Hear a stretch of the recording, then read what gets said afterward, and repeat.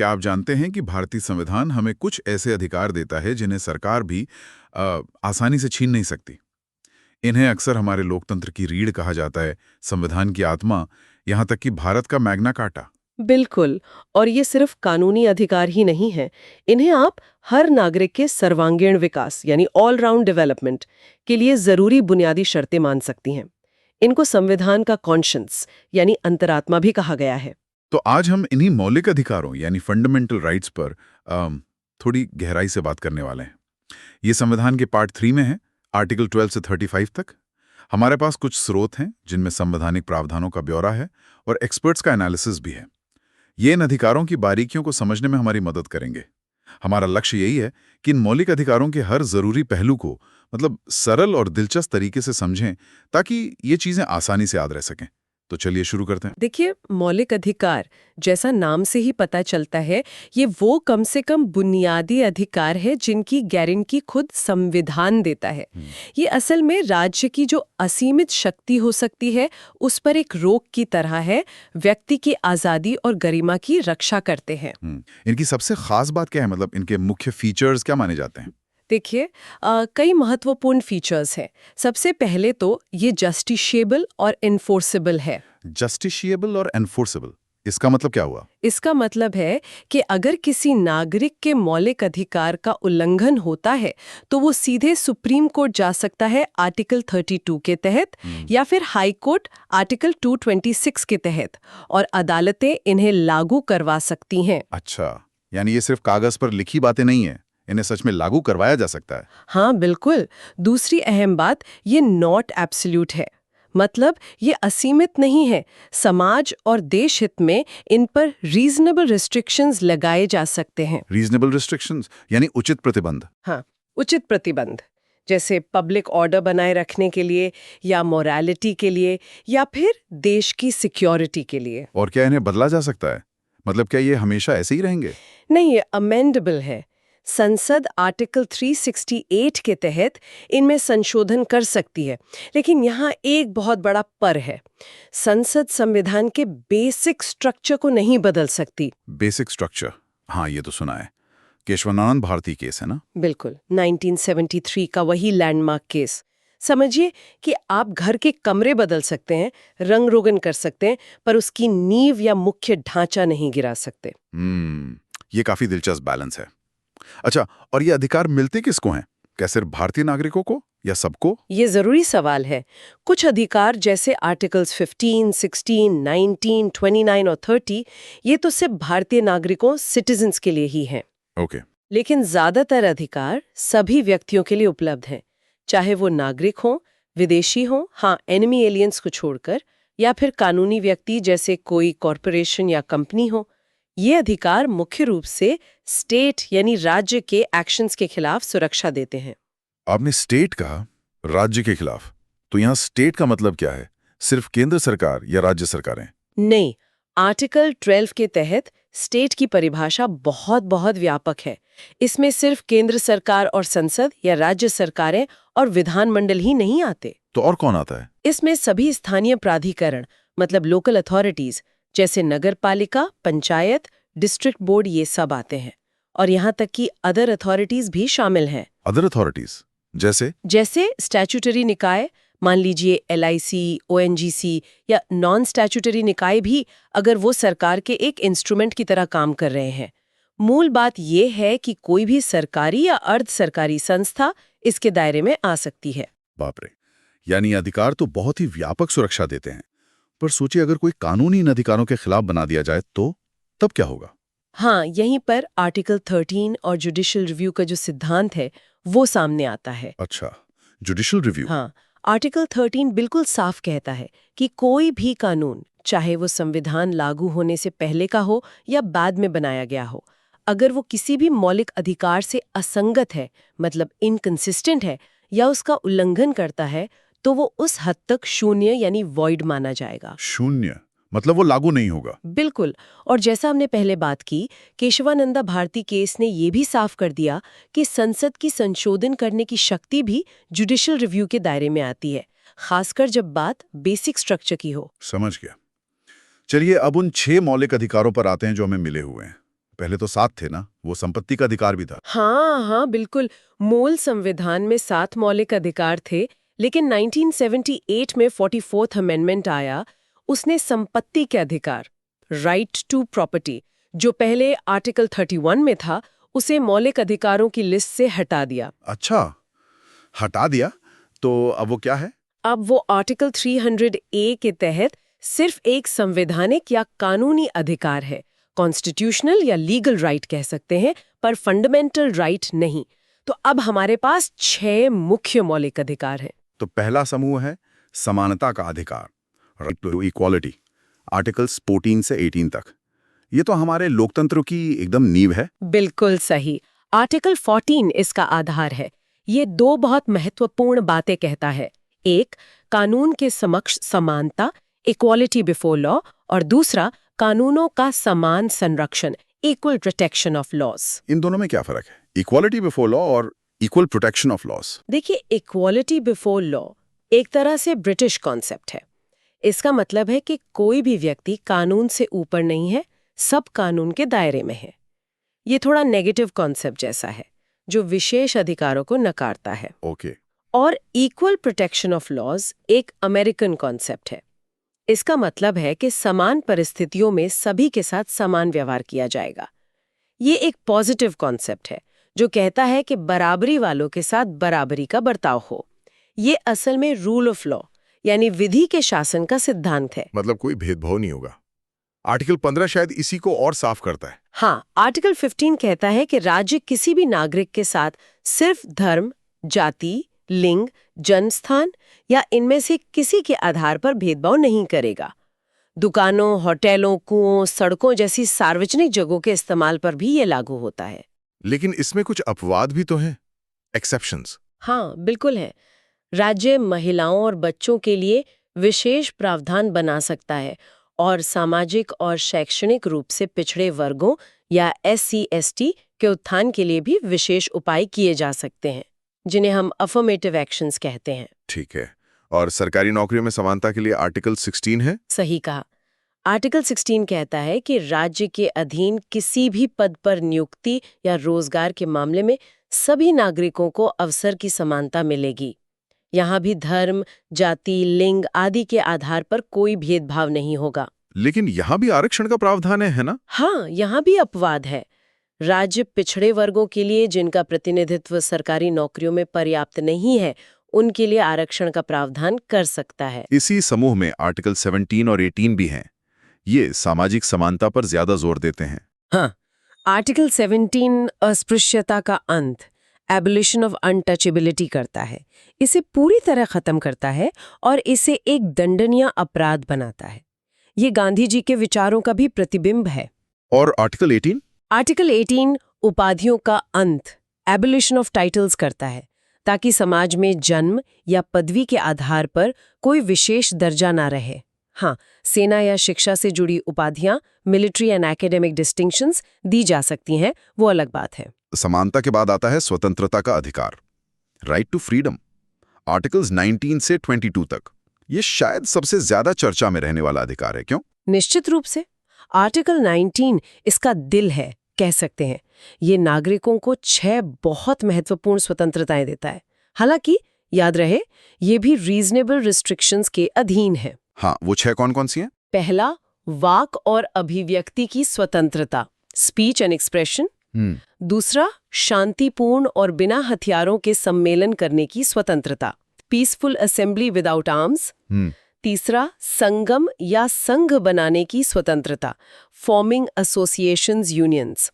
चौथा, भारत के राज्य क्षेत्र में कहीं भी आने जाने की स्वतंत्रता, फ्री मूवमेंट। पांचवा, भारत के किसी भी भाग में रहने और बस जाने की स्वतंत्रता, freedom to reside and settle.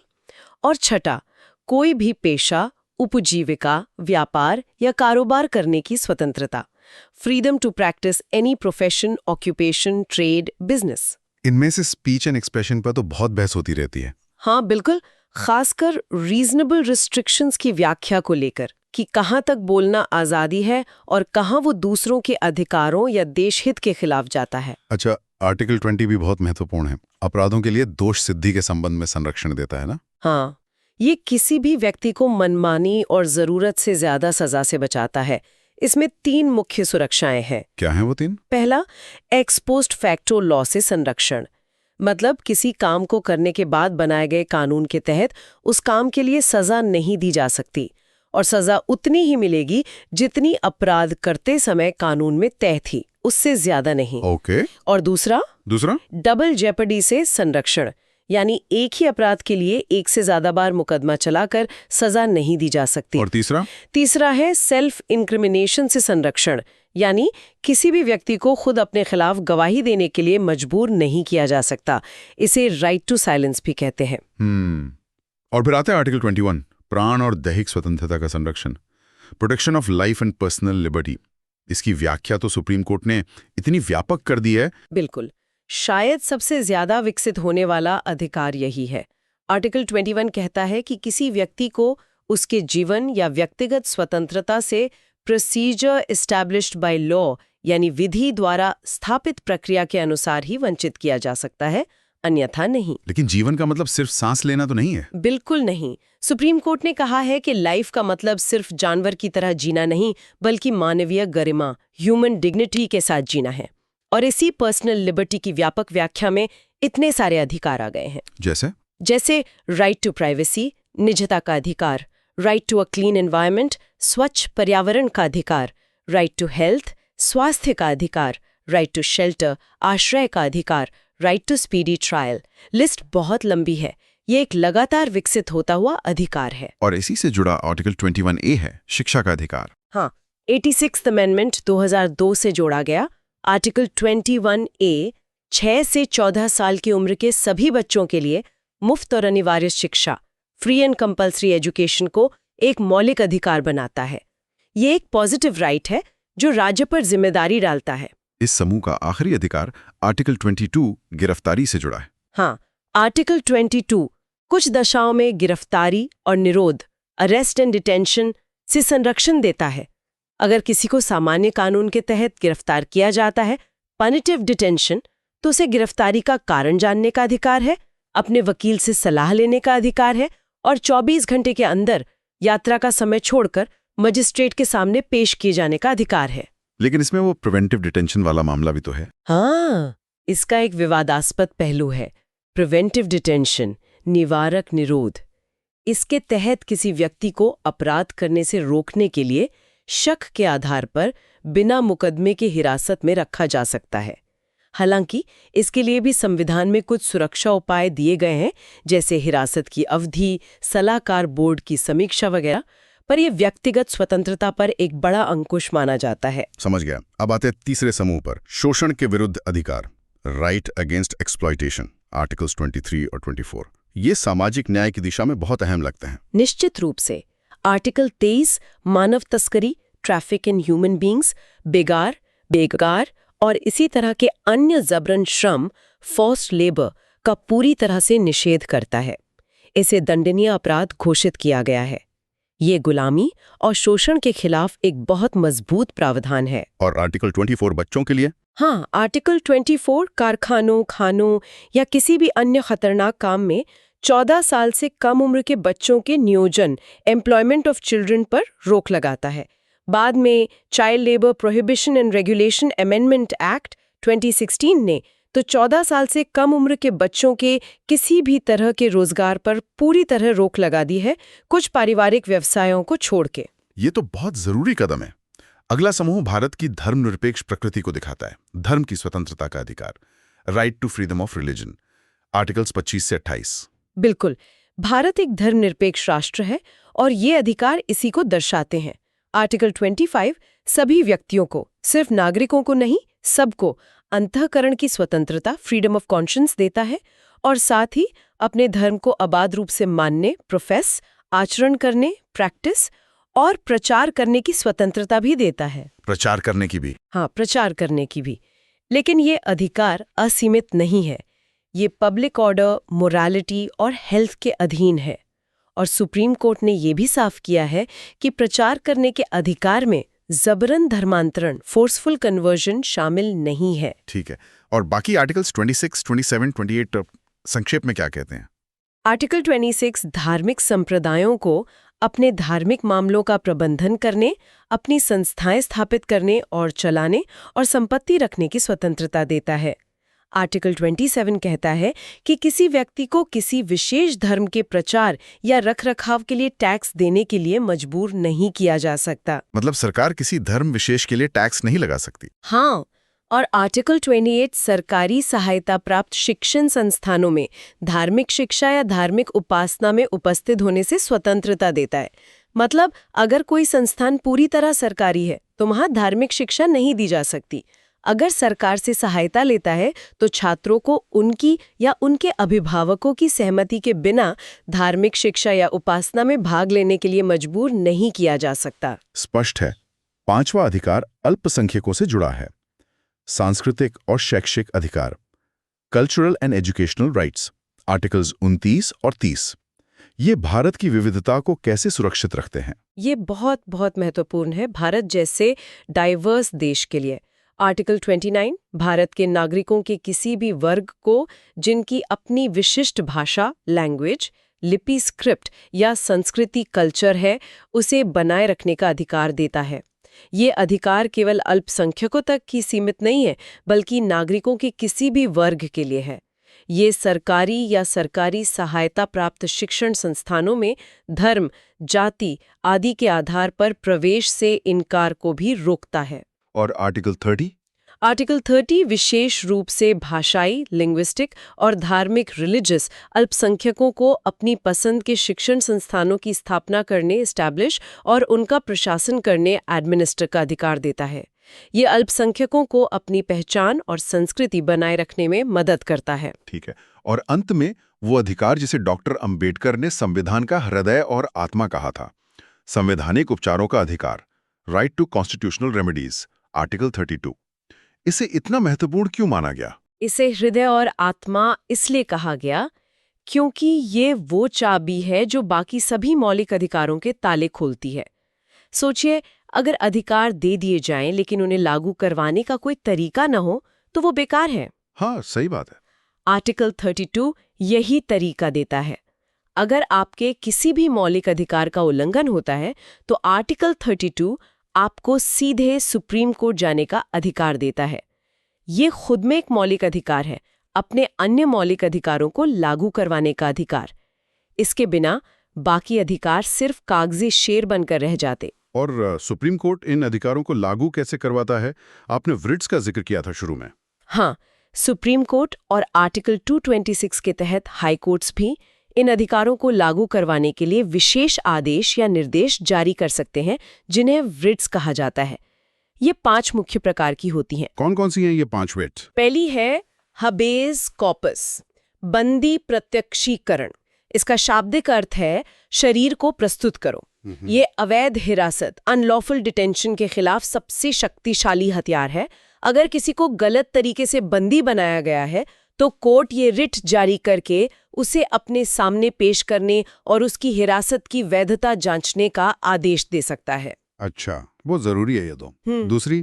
दूसरी है मैंडेमस, परमादेश। इसका मतलब है हम आदेश देते हैं। ये किसी सार्वजनिक अधिकारी, पब्लिक ऑफिशियल, निचली अदालत या सरकार को उसका कानूनी कर्तव्य निभाने का आदेश देने के लिए जारी की जाती है, अगर वो उसे करने से इनकार कर रहा हो या टाल रहा हो। ठीक है। तीसरी है प्रोहिबिशन, प्रतिषेध। इसका मतलब है रोकना। ये किसी उच्च न्यायालय द्वारा निचली अदालत, जुडिशियल और क्वाजी जुडिशियल बॉडी को उसके अधिकार क्षेत्र, जुरिस्डिक्शन से बाहर जाने से रोकने के लिए जारी की जाती है जब मामला चल रहा हो। ओके। और चौथी है सर्शुरारी, उत्प्रेषण। इसका मतलब है प्रमाणित होना या सूचना देना। ये भी उच्च न्यायालय द्वारा निचली अदालत को जारी की जाती है, लेकिन तब जब निचली अदालत अपना फैसला दे चुकी हो। ये उस फैसले को रद्द करने या मामले को अपने पास मंगाने के लिए होती है, अगर निचली अदालत ने अधिकार क्षेत्र का उल्लंघन किया हो, कानून की गलती की हो या प्राकृतिक न्याय के सिद्धांतों का उल्लंघन किया हो। प्रोहिबिशन और सचोरारी में मुख्य फर्क समय का है ना? एक कार्यवाही के दौरान, एक बाद में। हाँ, मोटे तौर पर कह सकते हैं।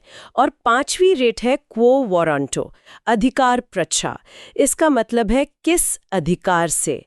ये किसी व्यक्ति द्वारा गैर कानूनी रूप से किसी सार्वजनिक पद, पब्लिक ऑफिस को धारण करने से रोकने के लिए जारी की जाती है। कोर्ट पूछता है कि आप किस अधिकार से इस पद पर हैं। तो ये रिट्स एक तरह से नागरिक के हाथ में बहुत शक्तिशाली कानूनी औजार हैं। लेकिन हमने बात की थी कि ये अधिकार असीमित नहीं हैं। संपत्ति का अधिकार हटने के अलावा और क्या अपवाद या सीमाएं, एक्सेप्शंस एंड लिमिटेशंस हैं इन पर? हाँ, कई हैं। एक महत्वपूर्ण पहलू है आर्टिकल्स 31A, 31B और 31C का। इन्हें पहले संशोधन और बाद के संशोधनों से जोड़ा गया था। ये क्यों जोड़े गए थे?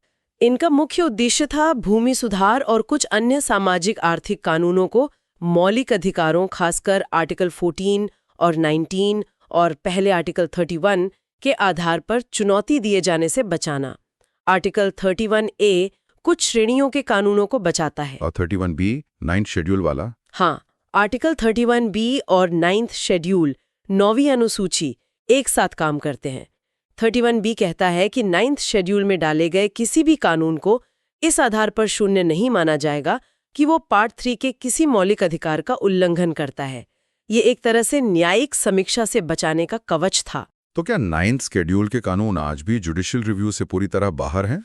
नहीं, अब ऐसा नहीं है। IR कोहेलो केस 2007 में सुप्रीम कोर्ट ने बहुत स्पष्ट कर दिया कि 24 अप्रैल 1973, जो केशवानंद भारती फैसले की तारीख है, के बाद 9th शेड्यूल में डाले गए कानून भी न्यायिक समीक्षा से परे नहीं हैं। अच्छा। हाँ, अगर वे मौलिक अधिकारों या संविधान के बेसिक स्ट्रक्चर का उल्लंघन करते हैं तो उन्हें अदालत में चुनौती दी जा सकती है और रद्द भी किया जा सकता है। तो वो कवच अब पूरी तरह अभेद्य नहीं रहा। और आर्टिकल 31C?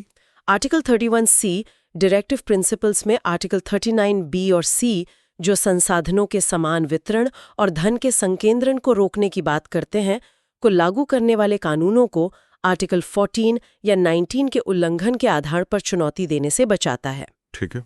इसके अलावा कुछ और प्रावधान भी अधिकारों को सीमित करते हैं, जैसे सेना वगैरह के लिए? हाँ, बिल्कुल। आर्टिकल 33 संसद को ये शक्ति देता है कि वो सशस्त्र बलों, आर्म्ड फोर्सेस, अर्धसैनिक बलों, पुलिस बलों, खुफिया एजेंसीज आदि के सदस्यों के मौलिक अधिकारों को उनकी ड्यूटी के सही निर्वहन और अनुशासन बनाए रखने के लिए सीमित या खत्म कर सके। और मार्शल लॉ के दौरान? आर्टिकल 34 कहता है कि जब किसी क्षेत्र में मार्शल लॉ, सैन्य शासन लागू हो तो संसद कानून बनाकर मौलिक अधिकारों पर प्रतिबंध लगा सकती है और मार्शल लॉ के दौरान किए गए किसी भी कार्य के लिए किसी भी व्यक्ति को क्षतिपूर्ति दे सकती है। और राष्ट्रीय आपातकाल का भी जिक्र हुआ था। हाँ, नेशनल इमरजेंसी आर्टिकल 352 के दौरान आर्टिकल 358 के तहत आर्टिकल 19 अपने आप निलंबित हो जाता है और आर्टिकल 359 के तहत राष्ट्रपति आदेश जारी करके अन्य मौलिक अधिकारों आर्टिकल 20 और 21 को छोड़कर को लागू कराने के लिए कोर्ट जाने के अधिकार को निलंबित कर सकते हैं। तो ये काफी सारी सीमाएं हैं और जैसा हमने पहले कहा, ज्यादातर अधिकारों पर रीजनेबल रिस्ट्रिक्शन तो लग ही सकते हैं। हाँ, बिल्कुल। इन अधिकारों की कुछ आलोचनाएं भी होती होंगी, क्या कमियां बताई जाती हैं?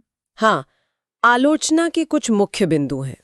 एक तो जैसा हमने बात की, कुछ शब्दों जैसे reasonable restrictions, public order, minorities, public interest, इनकी कोई स्पष्ट परिभाषा संविधान में नहीं दी गई है। इससे अस्पष्टता पैदा होती है और इनकी व्याख्या बदलती रहती है, जिससे दुरुपयोग की गुंजाइश भी रहती है। हाँ, ये तो है। और दूसरा, कभी-कभी मौलिक अधिकार जो ज्यादातर व्यक्तिगत अधिकारों पर जोर देते हैं और directive principles of state policy जो सामाजिक और आर्थिक न्याय पर जोर देते हैं, के बीच टकराव की स्थिति बन जाती है, जैसे संपत्ति का अधिकार बनाम भूमि सुधार। तीसरा, इमरजेंसी प्रोविजंस के तहत अधिकारों के निलंबन के दुरुपयोग का खतरा हमेशा बना रहता है, जैसा कि 1975-77 की इमरजेंसी में देखा गया था। और प्रिवेंटिव डिटेंशन? हाँ, प्रिवेंटिव डिटेंशन कानूनों की भी बहुत आलोचना होती है। आलोचक कहते हैं कि ये व्यक्तिगत स्वतंत्रता पर एक बहुत बड़ा अंकुश है और इसका दुरुपयोग हो सकता है।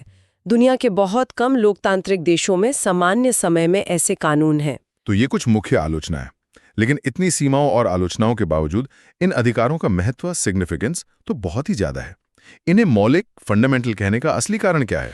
इन्हें मौलिक इसलिए कहा जाता है क्योंकि ये व्यक्ति के सर्वांगीण विकास, ऑलराउंड डेवलपमेंट, मतलब उसके भौतिक, बौद्धिक, नैतिक और आध्यात्मिक विकास के लिए निहायत जरूरी, इसेंशियल है। इनके बिना कोई व्यक्ति पूरी तरह से विकसित नहीं हो सकता। ये सिर्फ कानून नहीं, बल्कि जीवन जीने के लिए बुनियादी शर्तें हैं। संविधान इनकी गारंटी देता है और ये देश का मौलिक कानून, fundamental law of the land है। इनका रूल ऑफ लॉ यानी विधि के शासन से क्या संबंध है? ये अधिकार भारत में रूल ऑफ लॉ को स्थापित करते हैं। इसका मतलब है कि कानून सर्वोच्च है, कोई भी कानून से ऊपर नहीं है, सभी नागरिक कानून के सामने बराबर हैं और किसी को भी मनमाने ढंग से दंडित नहीं किया जा सकता। फंडामेंटल राइट्स सरकार की शक्तियों को सीमित करके और नागरिकों को अधिकार देकर इसी सिद्धांत को मजबूती देते हैं। ये साधारण कानूनी अधिकारों, ऑर्डिनरी लीगल राइट्स से अलग कैसे हैं? क्या फर्क है? मुख्य अंतर इनकी गारंटी और संशोधन प्रक्रिया में है। मौलिक अधिकार संविधान द्वारा गारंटीड और सुरक्षित हैं।